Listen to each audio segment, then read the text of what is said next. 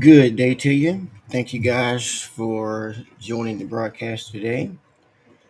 The last time we were together, we were discussing out of the Nag Hammadi scriptures, because you remember we said that we considered the Nag Hammadi text that was found in Nag Hammadi, Egypt. uh, these texts were hidden for a lot of years, and so they were found in 1945 in Egypt. And we use the Nag Hammadi scriptures along with the Bible to get a more comprehensive view of the spiritual walk, if you're on the spiritual path or along the way, so to speak. So, as I said last week, we were considering, or not last week, last time we were together, we were considering a book called The Reality of the Rulers. And in that book, it suggests that the God of the Old Testament was not the God that we would consider that Jesus was talking about in the New Testament. They are two different entities, two different persons.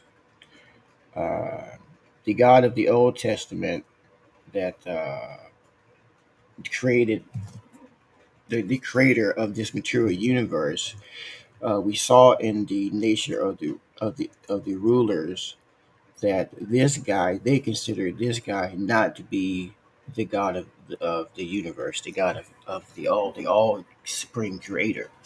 He was the God of this chaotic universe. And we learned about Eve and Norea, who was Eve's daughter. And we talked about how in the Gnostic text, the Gnostic teachings, they did not accept this Old Testament God as a benevolent creature, a benevolent God. And this is probably why these Nag Hammadi scriptures were buried and sequestered for quite a long time, um, because the Gnostic Christians did not agree with the Old Testament God. They did not accept that God as the supreme God of the universe. And we discussed that, and we talked about how Norea, which was Eve's daughter, got into an argument with this god called Sakla, or what they called him was the god of ignorance. Um, that was his name. His name is Ignorance, and he's the one that created this material universe and trapped us here in it. And now we are here when he created Adam and Eve. What I want to talk about today is I want to continue along that discussion because I don't think that we've ever considered that the God of the Old Testament and the God that Jesus, the Father God that Jesus mentions, are two different beings. Because they're in the same Bible, we assume that they are the same person. And in the Gnostic text, they definitely considered those two to be polar opposites. As a matter of fact, when Jesus was on the scene, um, it it was it was Jesus coming to rectify what this ignorant God, Sakla, had done, and he was coming. All the miracles were to destroy his works. They really weren't to spread any type of movement or anything like that, but it was really to prove Jesus' dominance over this God of the material universe. Okay. So, I was thinking when I was teaching that last month, and that in the book of Genesis, the central characters are Adam and Eve. And if you look at the book of Genesis, um, you will see only one line that's attributed to Adam in that whole book. Okay, and so I thought that when I was studying the scripture that we just didn't have any words from Adam. That the only words we had was, "This is bone of my bones, flesh of my flesh. She shall be called woman." Yada yada yada. and that's really the only uh, words that we have from Adam on anything, unless you read the Nag Hammadi scriptures. And so when you read the Nag Hammadi scriptures, there's a book in there called the Revelation of Adam. And that was pretty peculiar because, like I said, in the book of Genesis, there's nothing that Adam is talking. There's nothing there. Period. It's just boop, nothing there about Adam's words. And when you read, we're going to go over this today, the revelation of Adam in the Nag Hammadi scriptures. And it is very startling when you hear what Adam had told his son Seth. In this book, The Revelation of Adam, it is a letter to his son. It's just him talking to his son Seth. And Seth was married to Norea. Do you remember we talked about there's Cain and Abel that came from um, it came from the first ignorant God and Eve's procreating together to come up with Cain and Abel. And then when Adam and Eve comes together, you get Norea and Seth, or Seth first and then Norea. And Seth and Norea is a different line than Cain and Abel. Okay, Cain and Abel's line includes Noah and his sons. Seth and Norea's line does not include those. Okay, so those are the two that we're going to talk about and see that we were talking about that last time we were together about Norea and how she went up to Noah and wanted to board the ark, and Noah said no. She breathed on the ark and it caught on fire. You remember that story? That was pretty peculiar, huh? That Norea breathed her air from her mouth on the ark, caught on fire, and Noah had to rebuild the ark a second time. Okay. And that's why we were saying that there's a powerful feminine the feminine aspect to this religious spiritual walk that the Nag Hammadi scriptures actually includes that the King James version leaves out. Because if you just look at the King James version of the Bible, you would assume that the female element is all bad because Eve was the one that was deceived, Adam was not, and women keep silence in the church. It's a whole big thing about women. But if you look at um, all of these stories that are in the Nag Hammadi, the Nag Hammadi text, it sheds a different light on the role of women in spirituality. It's very honored. Women, the female element to spirituality is honored, where it seems like in the King James version of the Bible, it's kind of demonized. You know what I mean? Okay. And so that's why if you look at both of these things together, you can start to see those correlations, how one set of writings really celebrates the female element to spirituality to balance, whereas the other really demonizes women's roles or belittles women's roles. So if you look at the King James Version of the Bible, the women's role is very limited. Even though, you could look at some very strong women that are in the scriptures that's very inspiring. But if you compare those to anything that's written in the Nag Hammadi scriptures, you will see a vast difference. There is nothing in the King James scripture that talks about, Norea and the power that she had to burn the ark with her air. The air that came out of her mouth. She breathed on the ark, and that sucker caught on fire. There's nothing remotely close to any explanation of any of that type of activity going on with any women, other than calling women witches and things like that. So I found it when I found the Nag Hammadi scriptures and started studying it and looked at it and saw that it had a book that Adam, and I was very intrigued by that. And so that's what we're going to talk about today. This book is called The Revelation of Adam. And it's going to continue a lot of what we talked about last month. So if you haven't seen or heard that, go back to my YouTube channel and at the teacher and go check that out and catch up to where we are about this.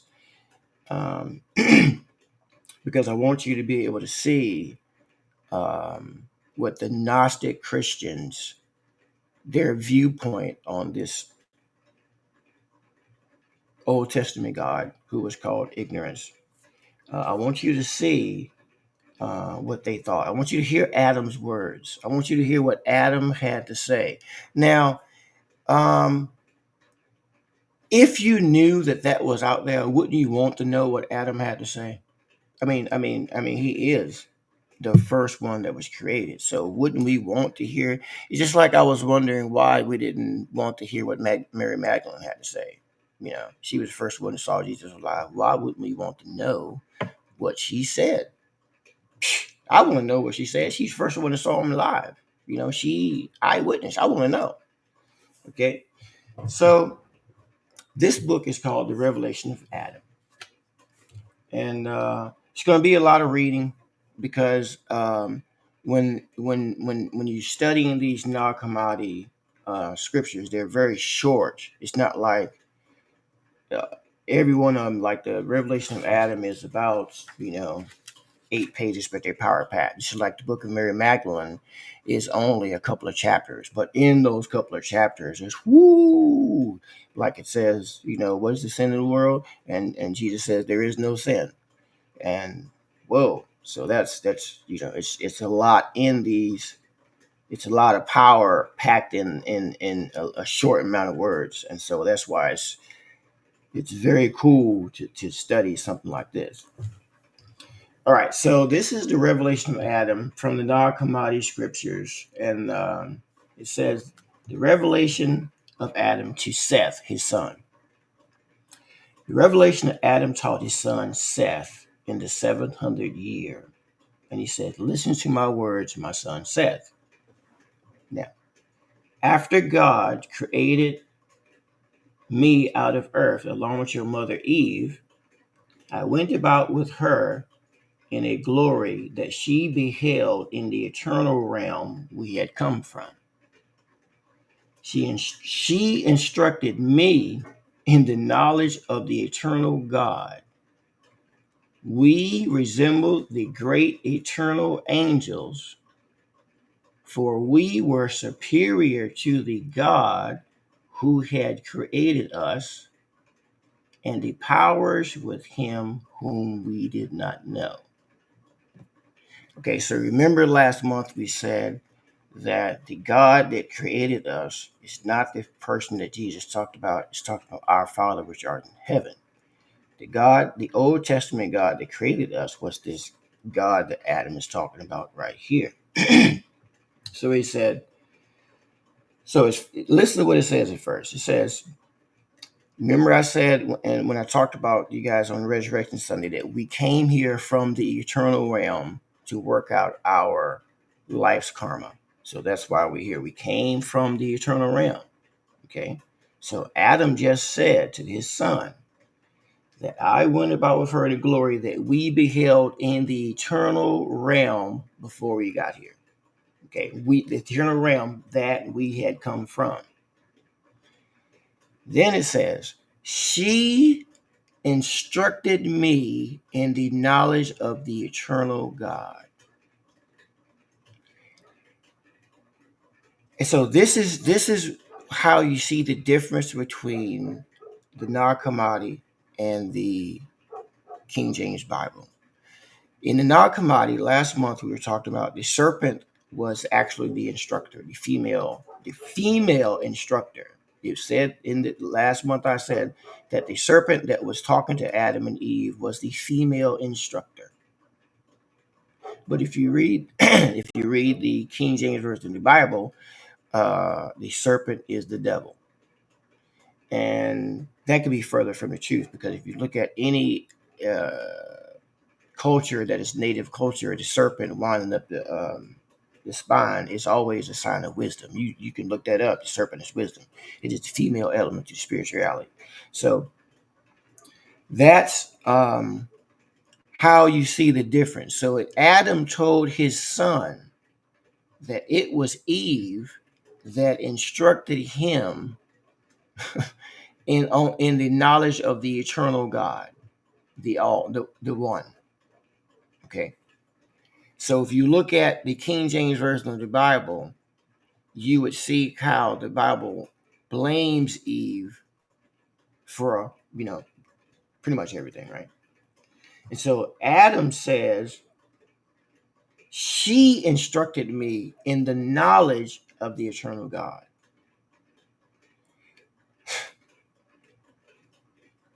And then it says, we resembled the great eternal angels, for we were superior to the God who had created us and the powers with him, whom we did not know. So you remember we were talking about last time that, this God who created us was called sakla, ignorance, um, and and and he is the ruler of this chaotic material realm, not the all supreme God.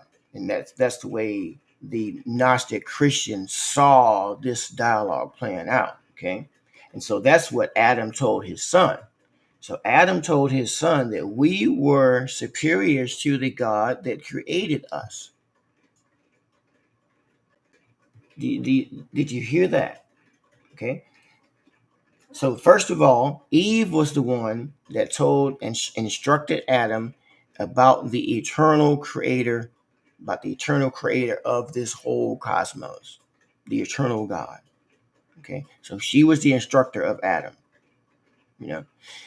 Just like last time we were talking about Norea and Eve was instructing this God's son about the eighth realm, and she sat him over the seventh realm.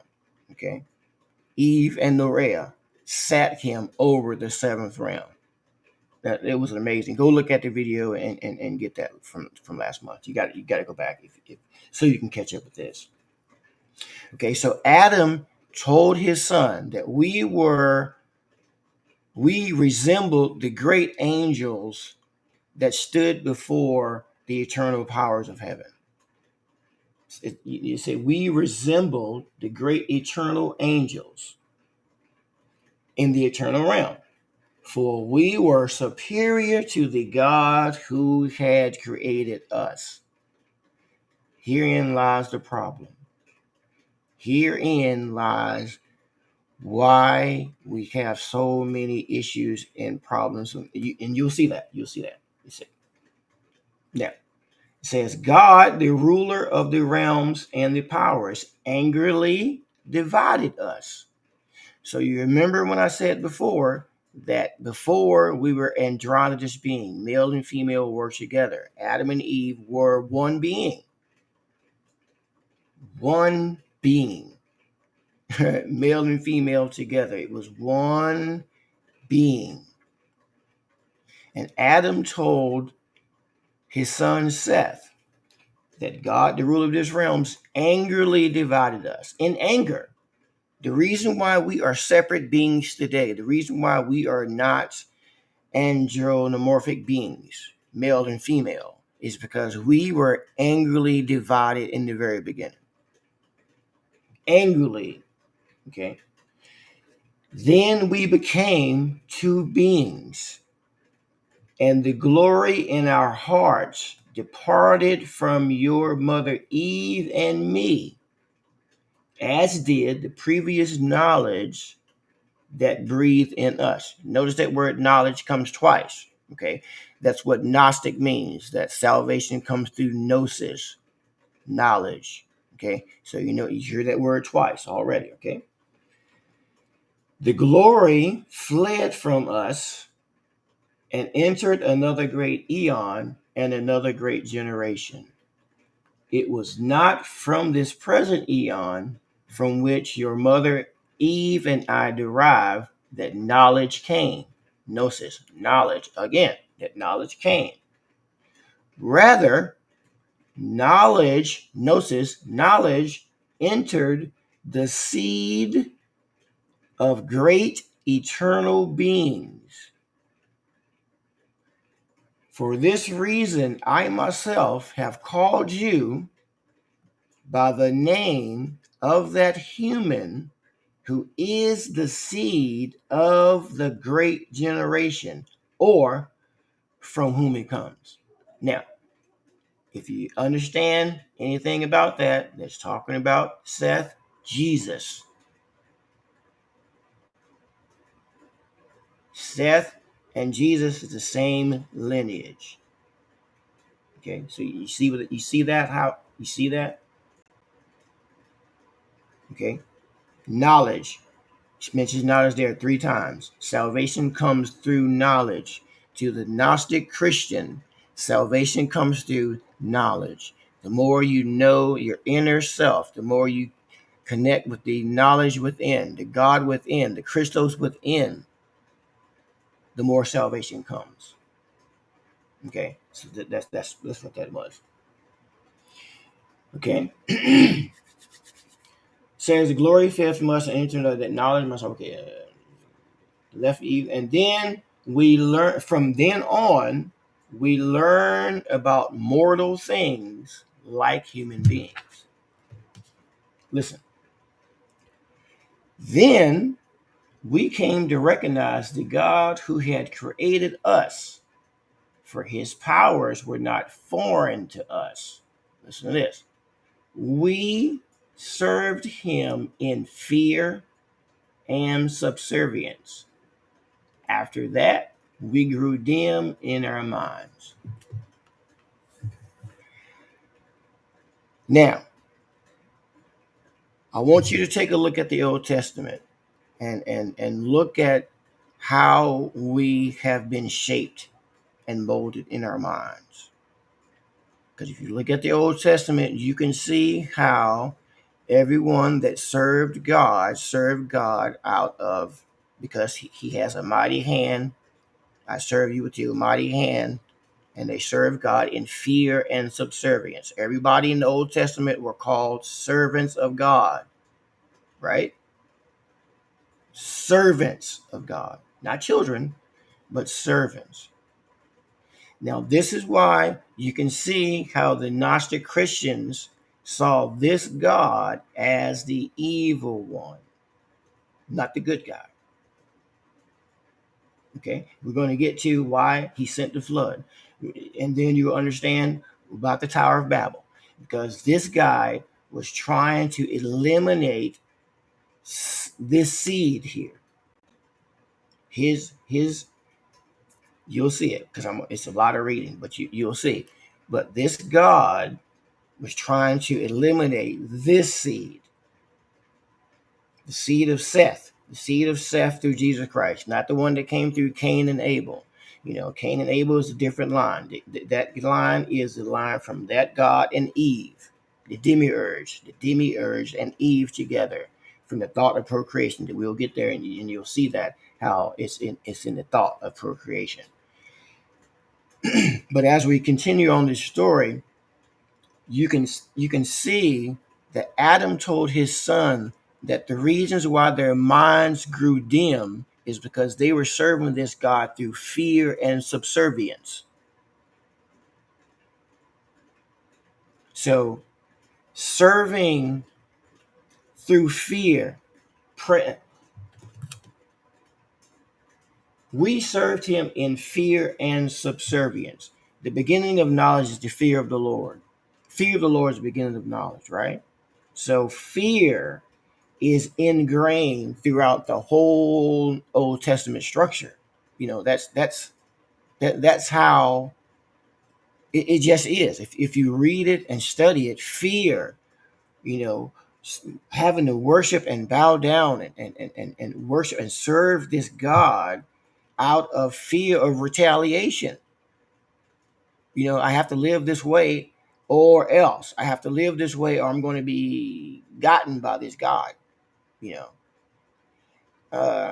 Can you see that? Can you see how that plays out? And it still plays out today. I mean, if you look at, how we conduct worship, and everything is about praising this God, praising this outer, just every time you come in, you got to praise this outer God. You got to praise. Come on, can you see that that is an egotistical human thing? That's not really a I don't want to say a spiritual thing. That's not really a something that's natural to your soul, to have to uh, every time you think, you have to thank your father. Just think about you and your children. Uh, so you have children. So every time you see your kids, do you want your kids to tell you how wonderful you are? Thank you for giving me life. Thank you for doing this. Thank you for doing that. Thank you for doing this. Do you want that? Is that what you want for your children? To always be stuck in this mode of having to praise you for every single thing that you ever do for them? Or not going to do, or doing, or just because you're my father, I'm thanking you because I'm praising you because you're my dad. Is that how you want your own children to look at you? Probably not, right? If that happened, it would probably get on your nerves. I'm like, man, get out of here. That's not what we want for our own kids. So why would our own father want that from us? That just doesn't seem okay for me. It just doesn't seem okay. And it didn't seem okay for Adam, because Adam told his son that we served him in fear and subservience. And after that, we grew dim in our minds. Because you remember in the book of Mary Magdalene, there was a question about, do you see the vision with the soul or the spirit? Jesus said, neither. You see it with your mind. Because the mind operates between those two things. Because your mind is interdimensional, your mind is interplanetary, your mind is not limited. Okay. And so your mind is the powerhouse. It's all mental. You remember rule number one in this is in the seven hermetic principles is all is mind. Mentalism is the key. Mentalism is this whole thing is mentalism. All is mind. Your mind controls it all. Right? Okay. So I suggest, how Mary Magdalene, Jesus said, you see the vision in your mind. That's where you see the vision in your mind. In your mind. I am here to suggest Adam gave some advice to his son that we served him in fear and subservience. After that, we grew dim in our minds,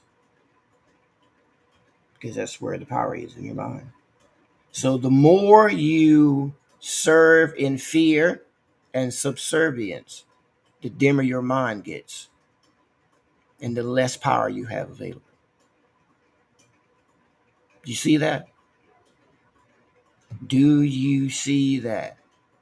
Okay. And so that's what this you can see that if you are serving a God that requires praise from you all the time, and if that's fear and subservience.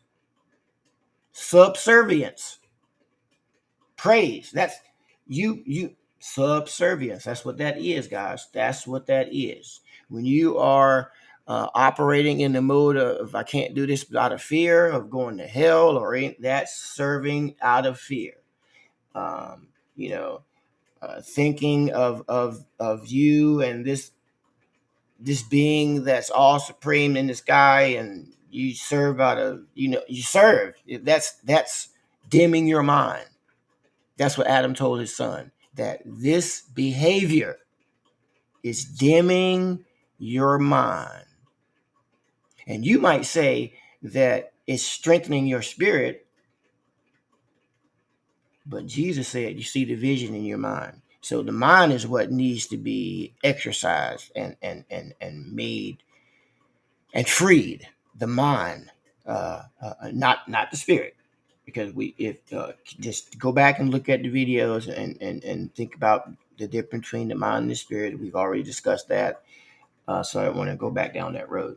So Adam told his son that we serve this God that created us, who we were more superior than he was, because we came from the eternal realm. He straight up told his son, said, we were superior to this God. Somehow he trapped us here and made us forget. And what made us forget is serving in fear and subservience. Because the more you serve with fear and you operate your life moving in fear, the weaker your mind gets.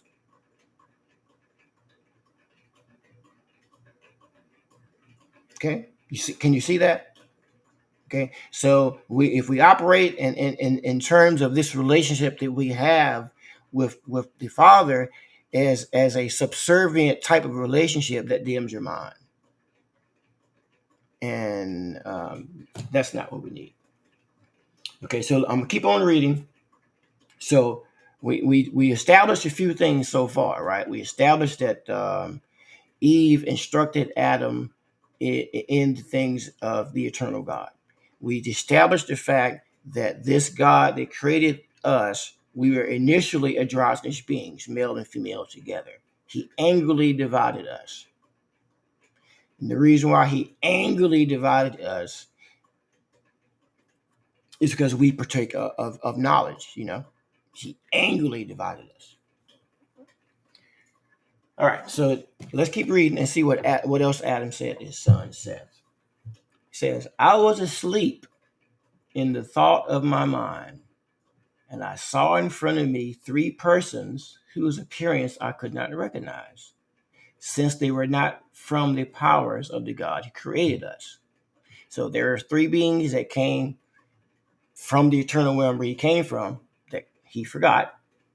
He didn't recognize them because they were above the powers that created himself.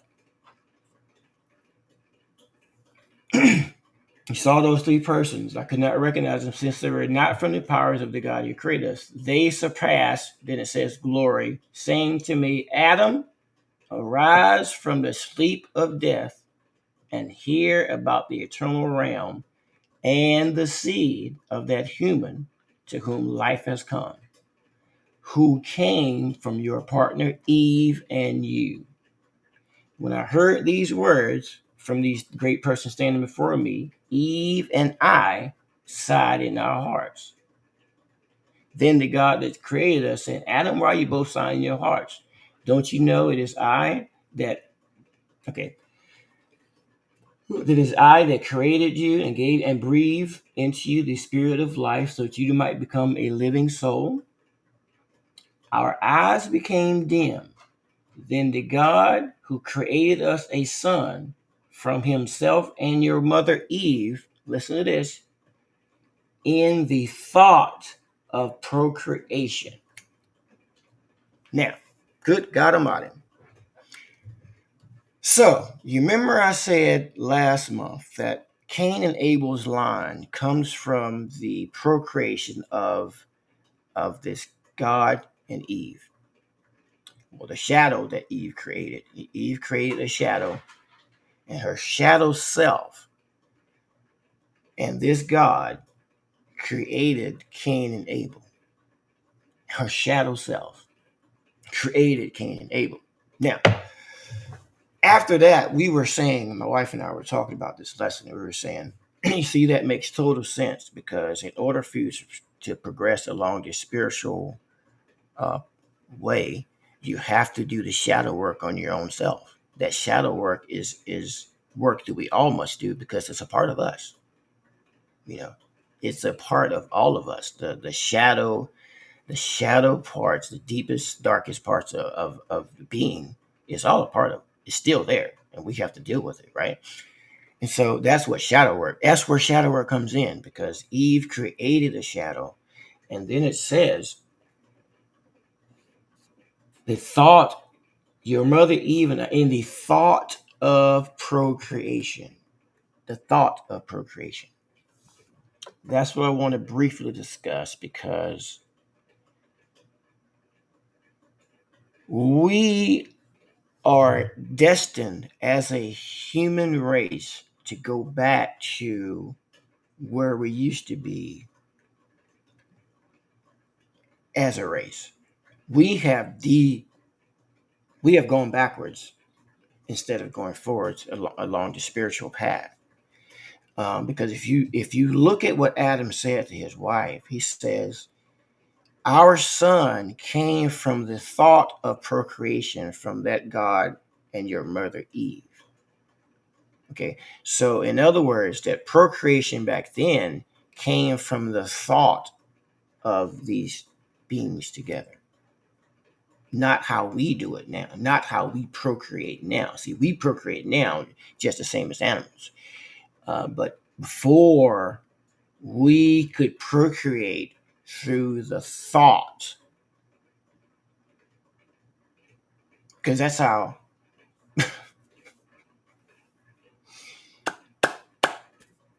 Woo, because uh, that's how it works, right? You have a thought, um, and you have a feeling, and eventually that thought is it plays out in your reality, right? That your thoughts create your reality. That's rule number one. Really, you remember that?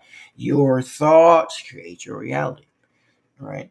So so in other words, how Cain and Abel got here were not through intercourse, like we would say, but through the thought of procreation. And eventually the human race will be able to procreate like that again, because that's, in the thought of procreation. Okay, because that's how they did it back then. So it wasn't like, you know that came as we lost our spiritual sense.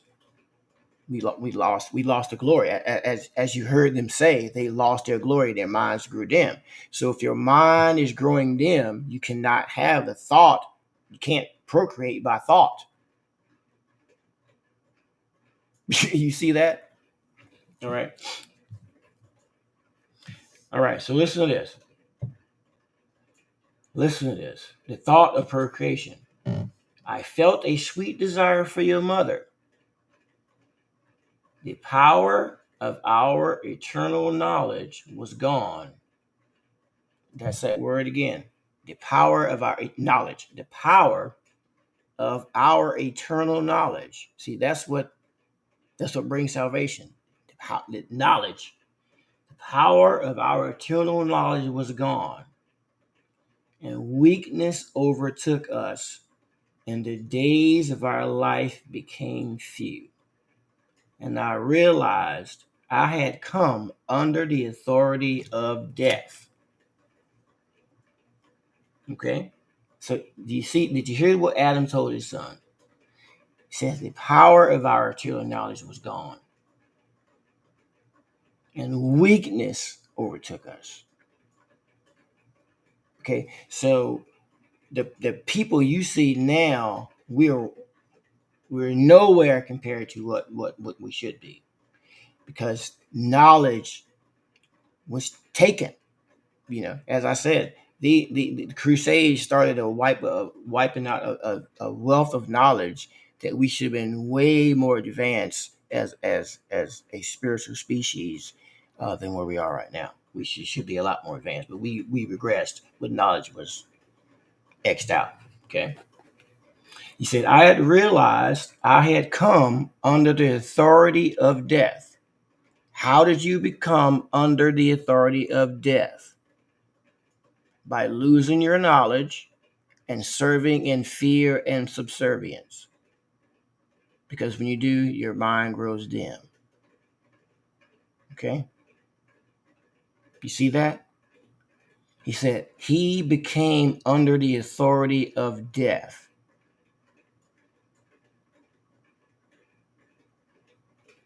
Okay? Now, my son Seth, I shall reveal to you what those people who I saw in my dream revealed to me. It says, after I have completed the times of this present generation and the years of the generation, then Noah will come, a servant of the Lord God that created us. Now, starts going to talk about Noah and the flood. Why did the flood have to take place? Listen, in order that God, the ruler of the universe, might destroy all flesh from the earth because of what they seek, his rainstorms will pour down on those who are from the offspring of people whom has passed the life of knowledge, which came from your mother Eve and me. For those people were strangers to him. Now, these are the people that come from Seth and Noah. You remember I told you last month that Noah was the one that when this God said, there is no other God before me. This is the same God that we're talking about here. In the Old Testament, the verse says, there is no other God before me. Then Noah has an argument with that God and says, no, you're not. You are a blind God. Your name is ignorance. You are not the God. and we go over the discourse from last month about how Norea and this God of ignorance is having a discourse. And he says that I had sex with your mother, yada, yada, yada. She says, no, you didn't. You had sex with her shadow. And then Elith, the angel Elith, comes down, takes Norea and rescues her from this ignorant God and takes her up and starts explaining to her about her root. Okay, and so we talked about that last month. And now this is a continuation of that story, how they view the God that created us as not the good guy.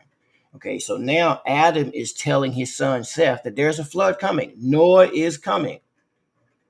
Noah is a servant of this God.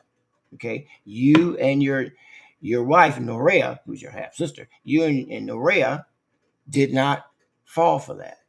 You accepted the knowledge. Okay. The line from Cain and Abel served with gladness.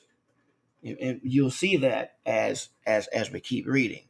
But I'm watching my time to make sure I don't go over my time. But as we keep reading, you'll see that Adam is about to explain to his son the reason for the flood because of what they seek.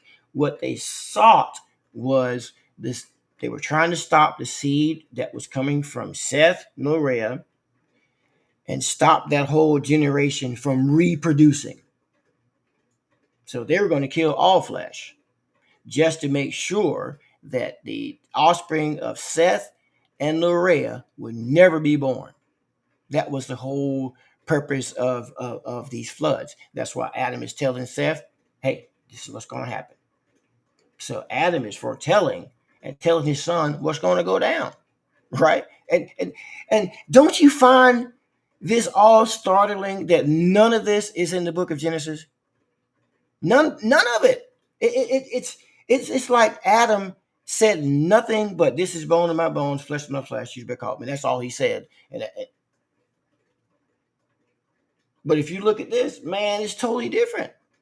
We got a lot of information that Adam tells his son. And he told his son that, hey, man, the God that created us ain't the good guy. We got tricked into this fear of subservient thing, and we grew weak. We grew dim. We became under the authority of death, which is him. Can you see that? All right, because that's what he told his son. That's the advice that he gave his son. He told the flood is coming. Okay, because of what they saw. All right, the rainstorms will pour down. Okay, because of what they seek. The rainstorms will pour down on those who are from the offspring of the people who has passed the life of knowledge. Remember, that's the Seth and Noah, which came from your mother Eve and me. For those people were strangers to him. After that, great angels would come on high clouds, and they were bringing those people into a place where the spirit of life dwells. So before the flood comes, Elith, who came to talk to Noah in the nature of the rulers, is going to come and take the children of Seth and Noah up to the clouds and just wait the storm out. That's what it says. It says, "Don't worry, you guys are going to be okay. Uh, you're going to be caught up in the heavens." Okay. After that, angels will come on high clouds and will bring those people into a place where the spirit of life dwells. We're going to take you up to the realm and just wait this out, you know, because he's looking for you guys. He's going to be looking for you guys, but don't worry, you're going to be all right. Okay. All right. The whole population of fleshly beings will be lost in the waters. Then God will rest from his wrath. He will cast his power on the waters and endow his sons and their wives with power by means of the ark, along with the animals that pleased him and the birds of heaven that he called and released on the earth. You know that story. Okay. God will say to Noah, whom generations will call Delusian, "Look, I protected you in the ark, along with your wife, your children, your animals, birds of the heaven. Therefore, I shall give you and your sons the earth. You and your sons will rule over it as kings." Here's the kicker. "And you will refrain from producing offspring of people who stand in some other glory instead of my presence." So that is the whole story right there. Okay. So you know who Noah's son is? Ham, Jacob, and Shem, right? Japheth and Shem, the three sons. Ham, Japheth, and Shem.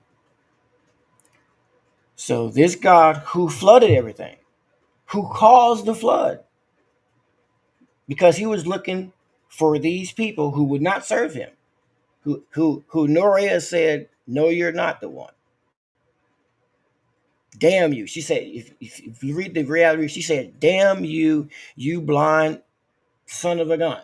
in our vernacular, it would be "damn you." It's in there. She says, "Damn you, no, you're not." So that is the people why we had to have the flood. He was looking to destroy these people because he knew they were still around. So he saved Noah and his sons and made a deal with Noah and his sons. "I'm going to give you the earth. You're going to rule as kings, but you got to keep them from them Noah and Seth people. No offspring of them. You can't. That's a no go, bro." Okay, so no offspring from Seth and Noah. Do you see that? Okay, so Adam is telling this his son that this is what's going to happen, and this is the deal that Noah is going to make with this ignorant demiurge. Okay, all right, Noah and the other generation. Listen, then people will come to be like a cloud of great light. The return of Noah and Seth and their children. Those people who have been expelled from the knowledge of the great eternal realms, and the angels will come forward and stand before Noah and the realms.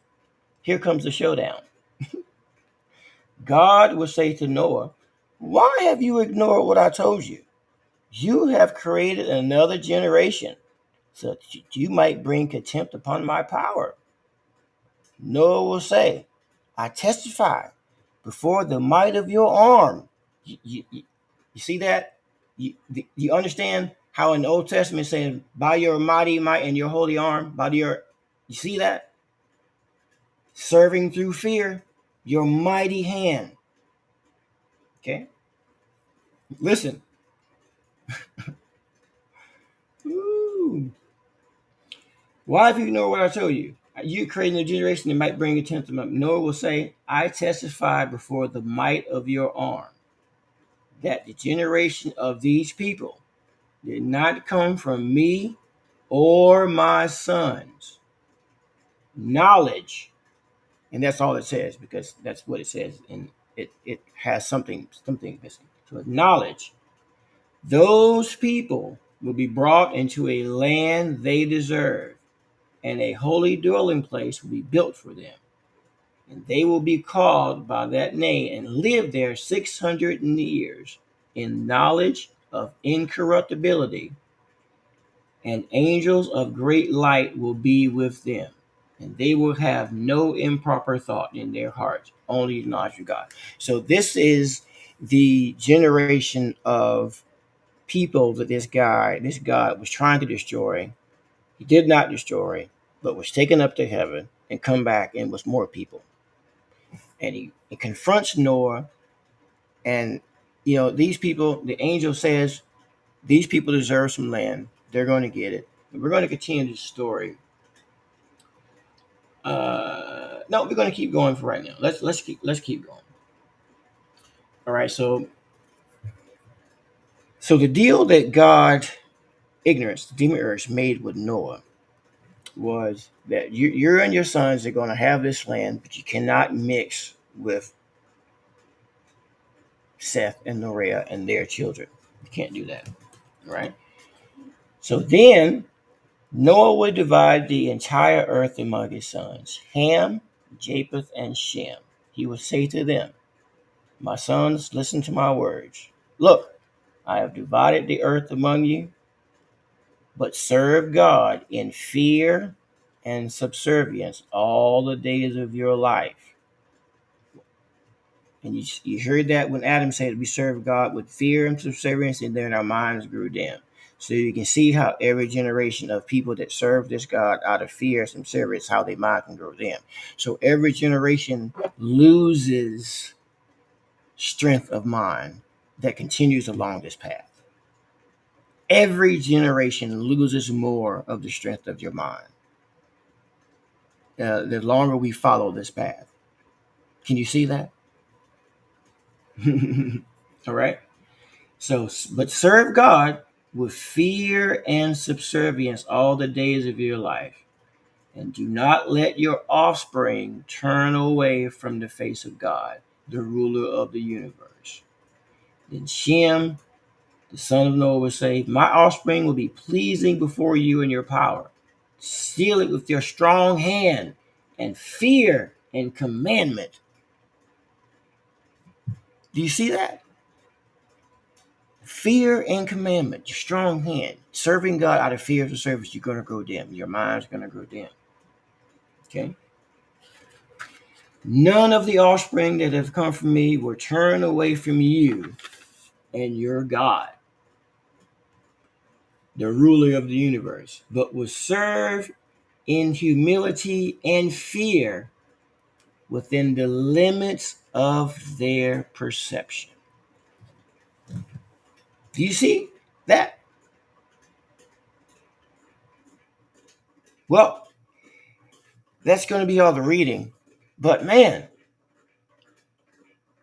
do you see where we're going with this? Okay, so Adam starts off by telling his son about the flood. And then he told him that we served him in fear and subservience, and our minds grew dim, became under the authority of death.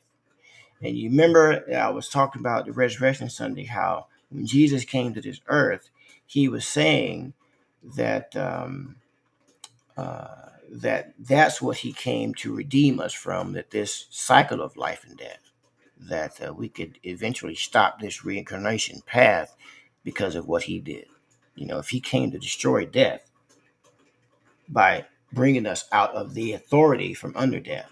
So if you look at things like in the book of Thomas, how it says that those who understand these words would not taste death. And, you got to really look at that. And you know how you say death is not the end. It's only the beginning of your next experience, your next existence. Okay. So, boy, that's a lot in there. So I think we're going to stop with that reading and let that soak in because that was a lot. Adam is talking to his son, And as I said, this God who created us, they didn't consider this God to be the good one. They considered him to be the bad one, okay, the enemy. And we're going to continue this probably next time I come back. Uh, but we're going to continue this and keep looking at this because I want you to see how Adam prepares his son for the lineage of Jesus to come, because that's what it's talking about, the seed of that great generation. The seed of Jesus Christ comes through Seth. It doesn't come through the line of Cain and Abel. It comes through the line of Seth and Noah. That's what this whole spiritual warfare battle was about. Remember last time we talked about that spiritual warfare scripture, and that this God was the principalities that we were fighting against. So that's who the battle was actually against, this guy, because if you look, he caused all the floods looking for the seed. He was willing to destroy all the flesh looking for the seed of Seth and Noah, who was in the clouds. He was taken up through the clouds by the luminary Elith, and then returned and said, hey, when they came back in front of Noah, hey, man, we're going to get this land regardless because we belong here. You know, and they had to live there in peace for 600 years, which they did. But the whole point was to X these people out, to kill them. And he did not succeed in that, because as you see, Jesus actually came, did his thing, and won the battle. But this is the beginning of that story, and how the Gnostic Christians viewed this whole thing. All right, so I think we're going to stop there today, and I hope I gave you something to think about, because we're going to come back and continue and see where this ends up, because where it ends up is very eye opening. All right, so until next time, like I said, I hope I've said something to make you think, and I'll see you again. Peace out.